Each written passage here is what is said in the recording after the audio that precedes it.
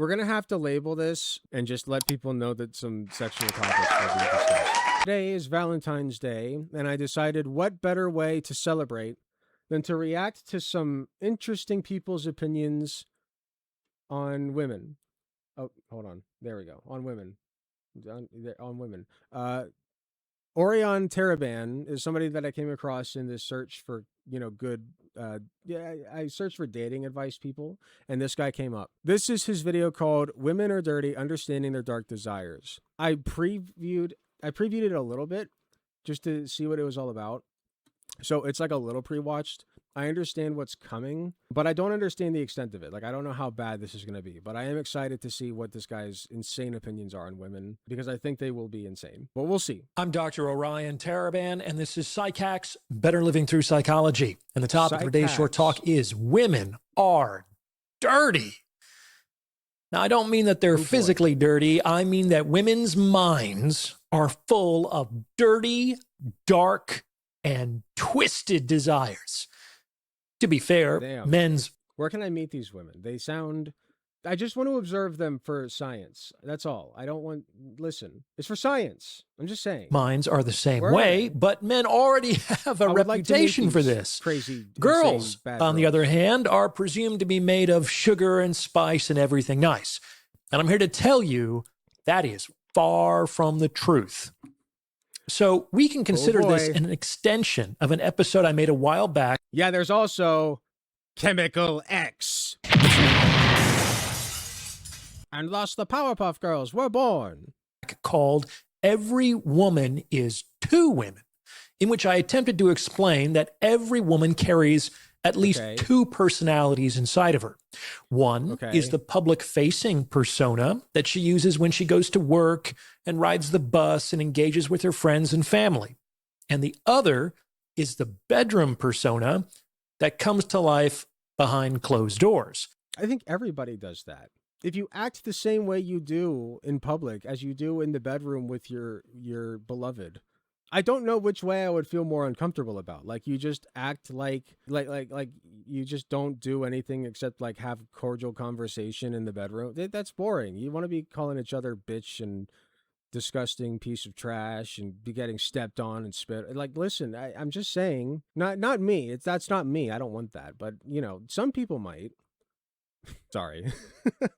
And it's very difficult to make accurate predictions about the bedroom persona simply by viewing the public-facing persona. Point being, like, obviously, like, what he's describing is everybody. Everybody acts differently as they do in public than they do, like, behind closed doors.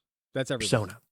That's normal. That's it. It's called being normal. We can make some reasonable generalizations derived from psychological truths and observed behavior at, like, the population level. When we look at these sources, we see that women's desires are much more socially unacceptable than they are typically considered to be, and that these socially unacceptable desires tend to cluster around fairly predictable themes. First and foremost, let's examine what we might consider the prototypical feminine romantic fantasy, namely Beauty and the Beast. Beautiful Belle explores her Stockholm Syndrome kink and falls in love with her monstrous, aggressive captor. But, like, that's not what happened. Like, the Beast ended up being a big sweetheart that didn't hurt anybody, okay? And was just a sad, lonely man. He was just a very sad, very lonely man who shut himself away from the world because of reasons. I forget why. Okay, but like, Belle saw that in him and decided, I can fix him. She really did say, I can fix him. And she did. And then they lived happily ever after. It's a princess movie. Like, it's not Stockholm Syndrome, dog. Like, they never want to talk about Sleeping Beauty, right? They never want to talk about that one. Where, like, a guy literally had to kiss unconsensually a woman who was asleep. Okay? She had no idea who the that was. Okay? And frankly, he didn't know who she was. He just knew somebody told her, like, oh, to wake her up, you got to do True Love's First Kiss or whatever. Like, it's just a princess story. I'm not that concerned about it. But also, like, if we're going to be critical about princess media, let's start there, in my opinion.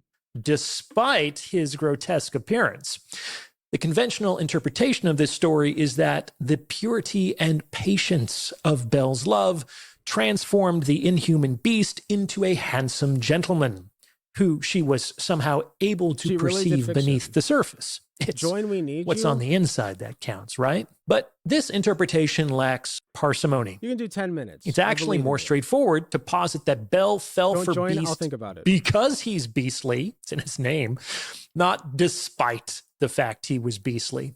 Let's consider. We often speak of nefarious men who see women purely as objects of sexual conquest. Men who are solely interested in adding another notch in their belts, as it were.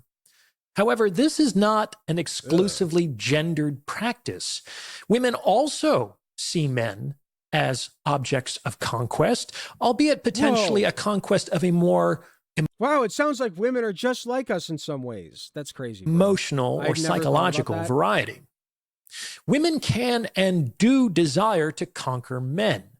And the paramount conquest of a woman is domesticating the bad. Listen, not saying it's my thing. I just want to study them for science. Where can I meet these women who want to dominate me? I'm just saying. Dangerous, unbreakable man into her pet. Talk. I'll say that again. The paramount conquest of a woman is domesticating the bad, dangerous, unbreakable man into her pet. This is the challenge that women pine for. They're like horse whisperers on the lookout for them. Okay, at a certain point, dog, it's a barely disguised fetish of yours. Okay? At a certain point, I just have to ask. You know, like, where did those thoughts come from? Where do they come from? I'm just asking questions, not insinuating anything at all. Just saying those thoughts did come out of your brain and they were injected into your brain from somewhere. And I'd like to know where. That's all. I'm just curious. I'm just a curious Mustang no one else can tame. This is the female equivalent of the challenge depicted in, say, Dangerous Liaison, in which Valmont seeks to seduce the chaste and engaged Cecile. The fact that one conquest is more or less sexual and the other is more or less emotional is kind of beside the point. In fact, because it's emotional, such a conquest is much more likely to be complete and enduring relative to a sexual one. And if we understand Beast's monstrosity to be a feature, not a flaw, with respect to Bel's attraction, a lot of otherwise mystifying female behavior starts to make sense. Bel is into... Okay, I'm sorry. The idea that there were not also men attracted to Beast... listen. I'm just saying, I think there might, if you do per capita, there might be more gay men into Beast than there are straight women into Beast. There might be. That's good bara, right? It's bara, right? That's what it's called. I'm not into that body type. I prefer feminine. Unless you are a woman, and then I kind of like it when you're more masculine.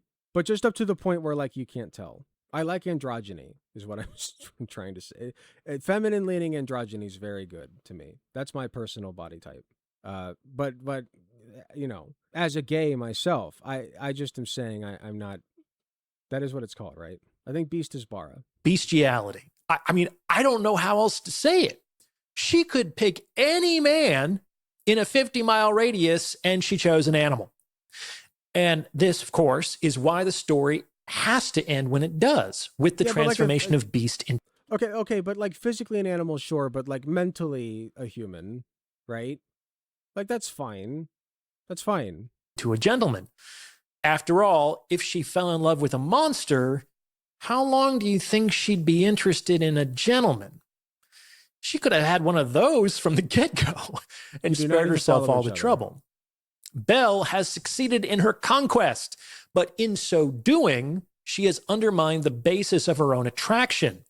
So I don't have high hopes for the longevity of that relationship.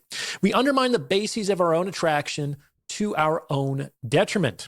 Just like Don Juans lose interest in a woman after they possess her physically, the Bels of the world lose interest in a man after they possess him emotionally. They want to tame the bad boy, but when they succeed in doing so, they are no longer... This sounds personal. This sounds really personal. Who hurt you? Are you good? Like this, doesn't this sound personal? This is very like, she fixed me and then divorced me energy. Like, how dare you? Like, I was living it up before the bad boy life, you know, and then you fixed me, and then you left me because you said that I was not the same guy that you met. Because you weren't, okay? Frankly, I'm sorry. If you allow yourself to, like, get tamed by a woman, that's a skill issue, okay? Vibe check better next time, I guess. I don't know what to tell you, buddy. Sounds like a skill issue. Interested in him. And they typically have no compunction about moving on to more exciting opportunities. Introducing my innovative first novel, Starry Night. Ooh. Step into the world of painter Vincent van Gogh. Whoa. Genius, sinner, prophet, madman. Relive the final 10 weeks of his life in this breathtaking tale of art, love, loss, and meaning. Wow. And challenge what you think you know about life and relationships. Chances that it's AI. It doesn't look like it, but it's really hard to tell these days. He gives off AI, like, he would use AI, I think. He gives off those vibes. Once you see through Vincent, I won't say that it is. I'll give him the benefit of the doubt because I don't know, but like he does give off those vibes. That's all I'm saying. The world will never look the same again. Starry Night. Order your copy today. The links. Look. What is this? Look. The world will never look the same again. Brother is staring into my soul. Stop reading my mind. You don't want to know what's up there. Starry Night. Order your copy today. The links are in the description. Ugh. Now, we have to remember that this heartwarming tale of conquest and bestiality is the all-ages version of the story. When we approach... It's not bestiality. Okay, I'm sorry. It's not. The core component that makes bestiality a bad thing is that the animal does not understand what you are doing, okay? If animals had human-level intelligence, having relations with them would not matter that much. It wouldn't, okay? Because they would be able to consent. Like, that's just the fact of the matter. Like, it's the fact that they are incapable of consenting to your actions that makes it so horrid. It's just like what we do for children, okay? Like that's the core reason why bestiality is bad. People sexualizing or romanticizing the beast from Beauty and the Beast in his beast form is not the same as that. It doesn't even resemble any real animal. It's just like it's a monstrosity. It's just a monstrosity. Like, it's just like some people's thing. Some people like monster guys. Big bara monster daddies that are very sad and need a little love and TLC. I see nothing wrong with that. Content that is created exclusively for adults. Could never be me. We see these themes even more clearly. Certainly not. Romance novels constitute the majority of best-selling fiction today, with over 60% of Kindle bestsellers coming from that genre. A figure that is largely driven by the popularity of romantasy books in which romance and fantasy elements are blended together. And who are the male protagonists in these works of fiction? You already know the answer. You guessed it. Monsters. The most mainstream examples here typically involve run-of-the-mill monsters, creatures like vampires and werewolves. When has this not been a thing? Have you never met like chicks who dig monster guys? I think like 90% of them do. Like the 90% of the straight ones or bisexual ones, certainly. Okay, like, I'm sorry, monster guys are big. I mean, people love to be dominated. People love to feel helpless to somebody who will take care of whatever they're needing at that point in time. Like, they love the excitement of it all. Like, it's exciting. It's a rush for some people. Certainly not me. I'm not saying it's me necessarily, but like some people, sure. Choice of species grows increasingly outré as you make your way off the beaten path. For instance, a very popular example these days is Morning Glory Milking Farm, in which a young millennial woman gives hand jobs to minotaurs in order to pay off her student loans, eventually falling in love with one. Hold on, I missed that. Glory Milking, for instance, a very popular example these days is Morning Glory Milking Farm, in which a young millennial woman gives hand jobs to minotaurs in order to pay off her student loans, eventually falling in love with one of her bullheaded clients. Trust me. I don't know if I could get into that scenario. Like, not to say that it's not because of the Minotaurs, though. It's because, like, I don't like the idea of, like, that's not sexual to me. To me, that's sad. Like, she has to give hand jobs to monster cocks because that's the only way she can pay off her student loans. Like, that sucks. That sucks. Oh, I'm beating my meat to that narrative. Sure. Like, I'm just saying. That's the part that I don't like. Women's hear me outs are far, far more deviant than men's.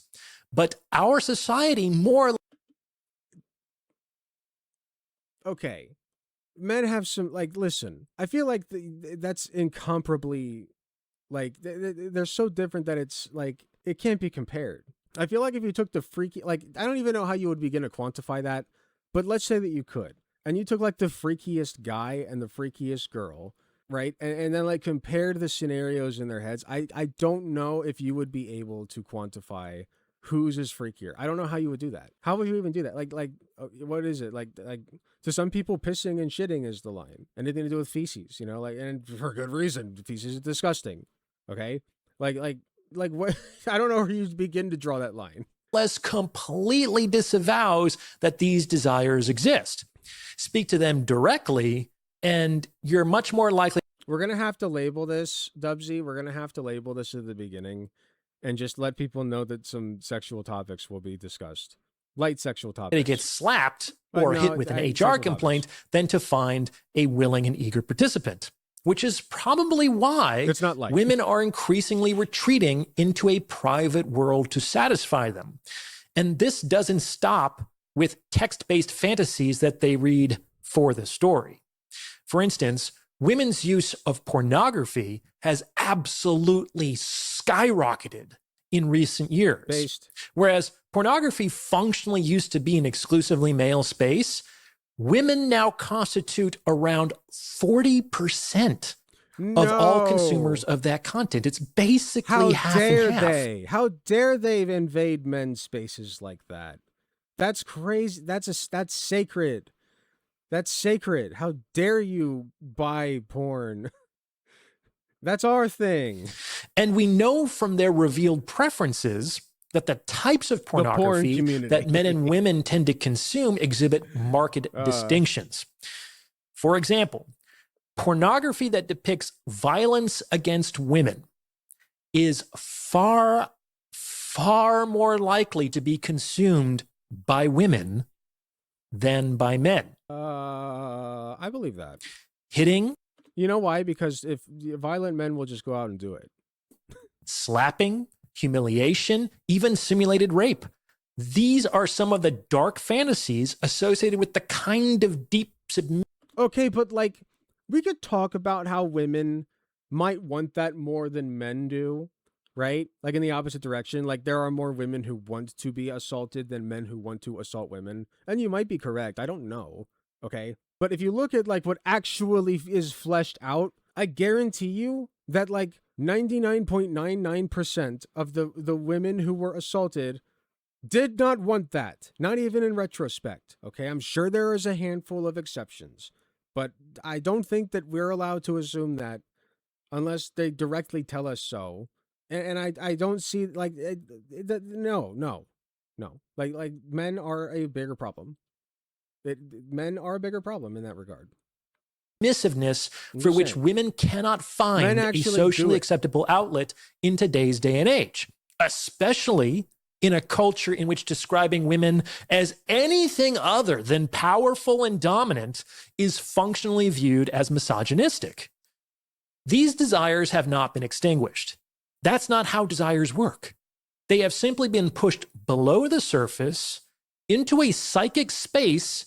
I feel like I have described many women as many things. Like, I just like saying women in general are powerful and dominant is not true, right? There's like a very bumper sticker thing to be like, women are powerful. Okay, like that's fine. I know what you mean.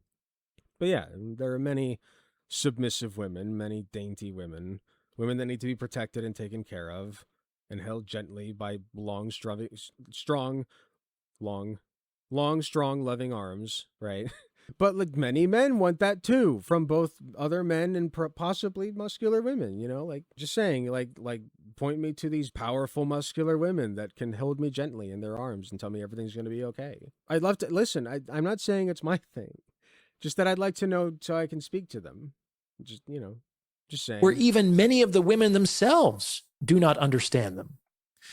In any case, all of this can be understood as a kind of antithesis to the looks maxing trend in many male circles today. You don't have to go to Korea and get a facial to get laid, my dude. Being pretty and attractive can help you get girls, yes, but paradoxically, so can being ugly and repulsive. Like being rough, rugged, burly, beastly, monstrous, even to the point of being repulsive, seems to exert a strange power over women. This could potentially be an art. Like some, certainly, many, certainly, sure, but like many men as well. Like it's just some people's thing. And it is quite common, to meet people of all variants that would like to be dominated. Okay. Listen, like it's some people's thing. It's like I don't see a problem with that. And some people's thing is to dominate, and so the yin meets the yang, and everything is at peace. And you get your kicks on.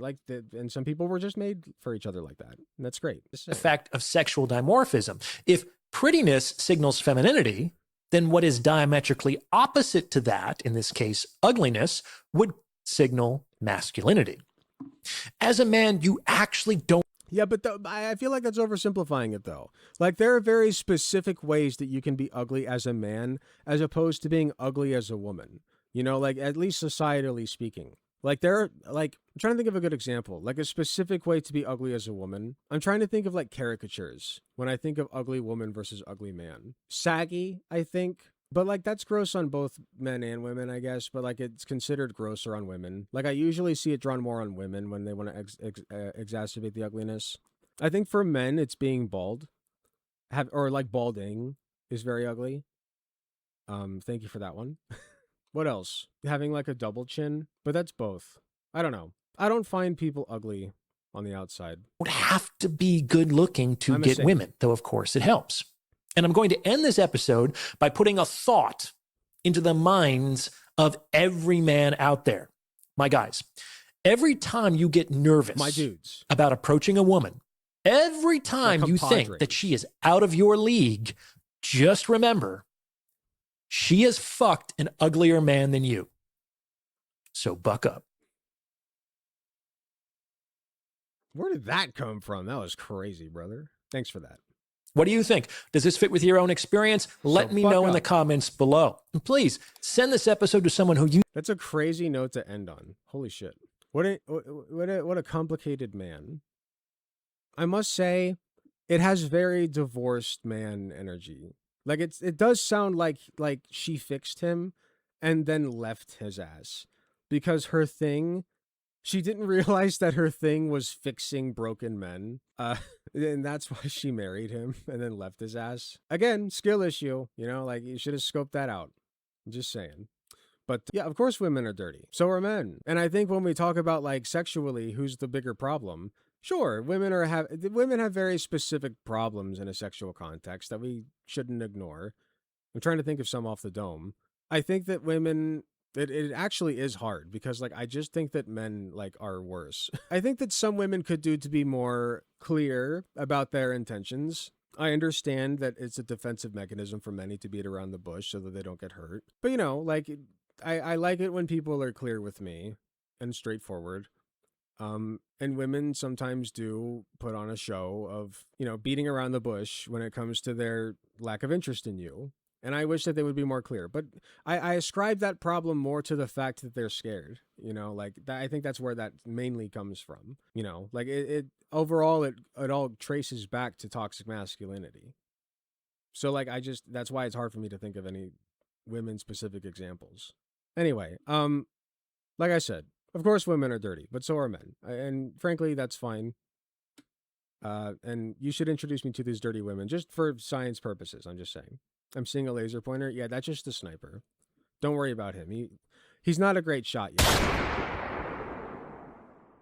Hi, thanks so much for watching and making it to the end of the video. I just wanted to let you all know that I love and appreciate everybody in my community, whether you can support me financially or just by liking, commenting, and sharing my videos. It helps way more than you know. That being said, I do want to give a very special thanks to my tier 4 subs, which would be Space Timid and Hot Take Andy. And thanks so much to my monetary subscribers from any of the tiered subs, or anybody who gives me money in any form, including going to my Patreon shop, donating money to me directly. It all helps way more than you know. If you do decide to help me financially, you can get some really cool perks like early access to content, exclusive access to censored videos, also some really cool badges next to your name. Even if you can't afford a monetary subscription, just watching, sharing, and commenting on my content helps way more than you know. Thanks again, and I will see you all in the next video.